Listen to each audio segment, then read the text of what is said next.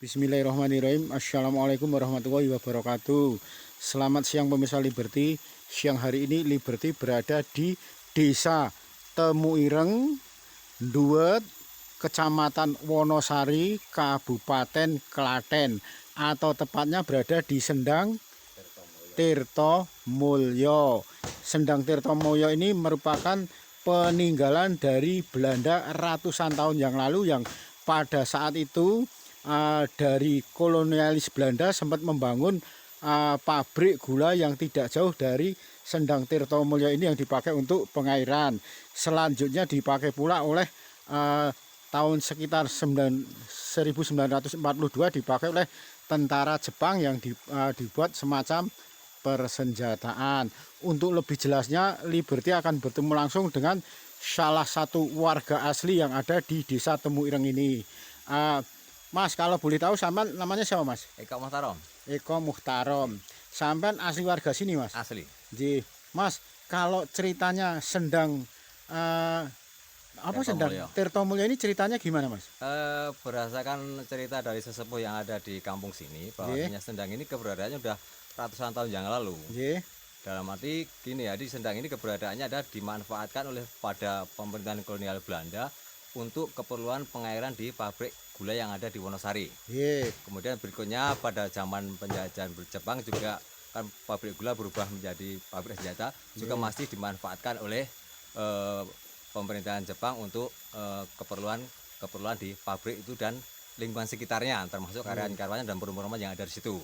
Tapi dengan berkembangnya waktu kan pabrik sudah dihancurkan, dibumi hanguskan setelah kemerdekaan itu, sehingga full murni sumber air ini digunakan oleh warga setempat untuk keperluan sehari-hari, untuk mandi, untuk nyuci, untuk masak dan lain-lain, untuk keperluan sehari-hari warga di sekitar Temuireng dan sekitarnya. Mas, kalau pada saat itu Sendang Tirtomulyo ini selain dipakai untuk pengairan dari pabrik gula milik kaum Belanda, terus selanjutnya tadi Mas Eko sempat ngomong kalau selanjutnya dipakai oleh tentara Jepang. Lah, pada saat dipakai oleh tentara Jepang itu pabrik bekas gula itu dipakai apa, Mas? Kalau untuk pabrik bekas gula itu menurut cerita dari Pak Sesepuh waktu itu digunakan untuk pabrik senjata Jepang, untuk pabrik senjata ataupun gudang senjata Jepang waktu itu. Dan keberadaan Sendang ini tetap sama, yaitu menggunakan sumber air yang ada di pabrik itu dan lingkungan sekitarnya di pabrik itu. Nah, sehingga waktu itu waktu saya lihat, masih waktu kecil saya, di kanan kiri Sendang ini masih ada beberapa bangunan seperti menara-menara yang merupakan penampungan air, menara penampung air yang akan disalurkan ke arah pabrik itu masih banyak waktu itu. Ada beberapa waktu itu. Tapi kalau sekarang sudah dihancurkan semua itu. Oh, berarti bekas-bekas semacam cerobong atau bekas pabriknya itu sekarang ini sudah tidak ada lagi ya, Mas? Nah, kalau bekas cerobongnya nggak ada, terus bekas, kalau jaraknya Sendang Tirtomulyo ini dengan pabrik bekas Belanda itu berapa jauh, Mas? Paling kurang lebih 1 kilo loh, cuma dekat, cuma sebanyak kan menyusuri kali ini saja udah nyampe pabriknya itu. Oh, jadi dekat. Dan ini sumbernya airnya gede loh, Pak, ini. Sehingga sudah beberapa waktu lalu ada beberapa investor yang masuk ke sini untuk dijadikan sumber air atau air minum, produk air minum. Cuma dari masyarakat sekitarnya memang belum mengizinkan terkait dengan itu, karena khawatir nanti air yang ada di lingkungan sini terganggu, sehingga kekurangan air yang warga di sini. Sehingga sampai sekarang belum ada titik temu terkait dengan sumber air ini. Dengan kondisi yang seperti ini, sepertinya kan terbengkelai, Pak.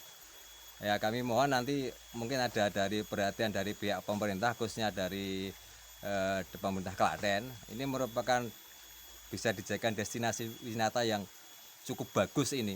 Bisa menghadang paling enggak dari ini kan dengan Janti dekat, Pak. Ya, dan Cokro ya. Nah, dengan itu Cokro dekat. Dan ini sumber air gede juga. Mungkin ini bisa difasilitasi untuk memperbanyak atau menambah destinasi wisata air dan kuliner yang ada di Klaten ini. Masalah sumber airnya besar. Terus lahannya di sini yang merupakan khas dia juga masih besar juga, yang bisa dikembangkan untuk kulineran juga.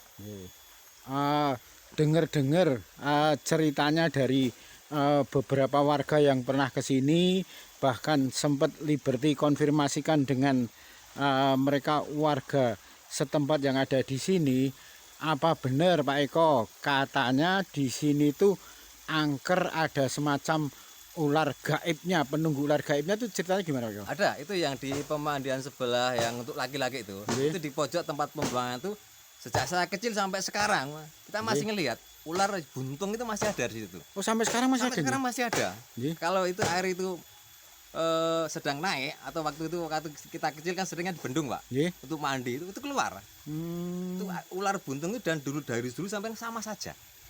Sama saja maksudnya? Ya kayak gitu bentuknya, gedenya juga kayak gitu. Gedenya lingkarnya sampai berapa? Ya paling segini apa ya berapa ya? Tapi memang cuma pendek gitu. Oh. Tapi dari dulu sampai sekarang sama aja. Sama yang di bawah kita ini Pak. Di bawah kita itu yang teman yang notabene-nya adalah Oh di bawah ini berarti kita ini di atas, di atas. Mata air ya Mas? Di bawah kita itu ada tempat penampungan air ini. Di dalamnya itu ada batu gede dan hitam yang memang waktu itu sepertinya diangkerkan, dikeramatkan itu di dalam, tapi di dalam sini. Jadi kalau kita tidak masuk tidak kelihatan. Gitu. Jadi banyak orang kalau dulu takut mau masuk ke situ. Dikeramatkannya karena apa Pak? Ya masuk aja serem Pak. Dulu apalagi dulu kan sini banyak apa? Kelelawar itu loh. Wah, itu kelihatannya kan serem gitu. Tapi memang di situ apa itu? Batunya hitam. Ya kalau ngeliat aja dari luar kayaknya kayak serem gitu. Kalau kembali ke masalah ular buntung atau ular yang buntung panjangnya sekitar 60 cm itu membahayakan nggak Pak? Enggak Pak, enggak ganggu.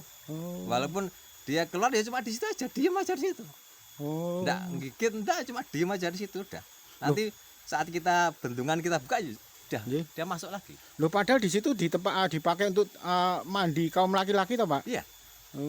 Kan yang sering kita bendungan di situ. Nah, laki-laki cewek sama kita masih anak sering dibendung sampai naik gitu, kita renang di situ.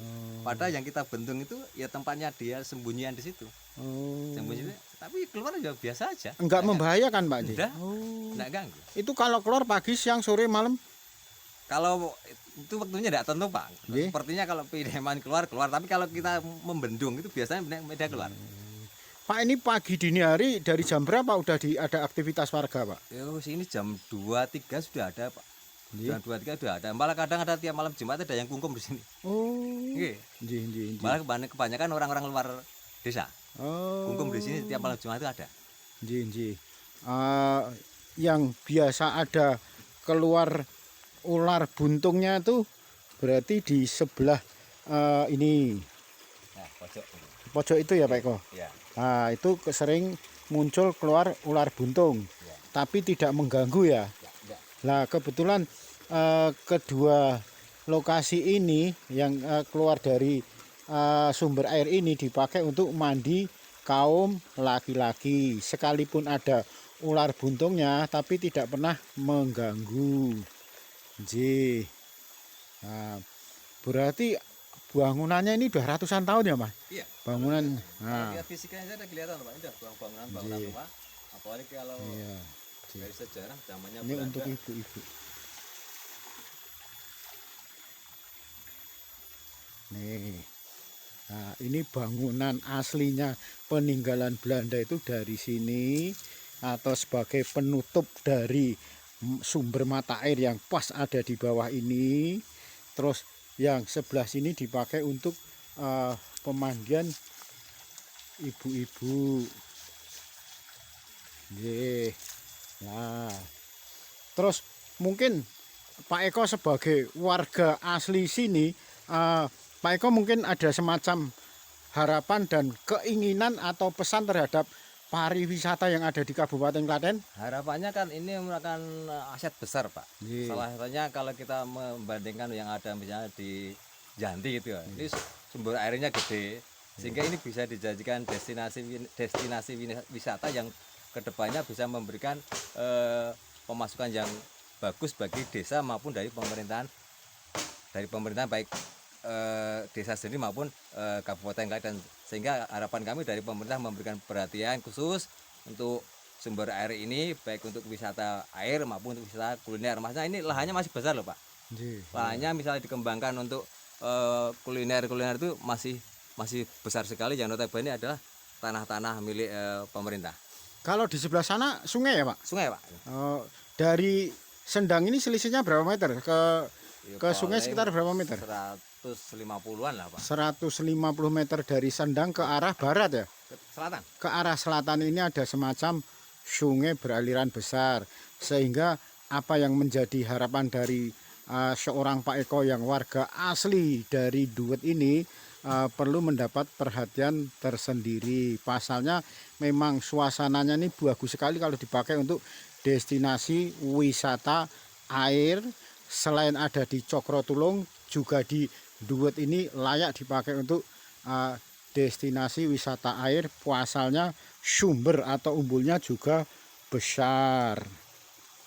Demikian liputan Liberty yang menyoal masalah peninggalan Belanda dan Jepang, masalah Sendang Tirtomulyo. Semoga bermanfaat. Akhirul kalam wabillahi taufiq wal hidayah. Wassalamualaikum warahmatullahi wabarakatuh.